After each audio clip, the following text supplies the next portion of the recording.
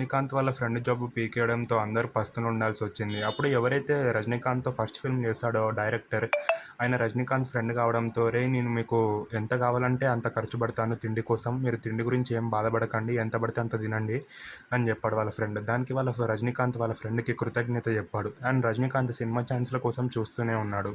కానీ రజనీకాంత్‌ని ఎవరు పట్టించుకోవట్లేదు. కొత్తోడు కదా! ఏం చేస్తాడని బయటికి గెంటేస్తున్నారు రజనీకాంత్‌ని. రజనీకాంత్ చాలా బాధపడ్డాడు.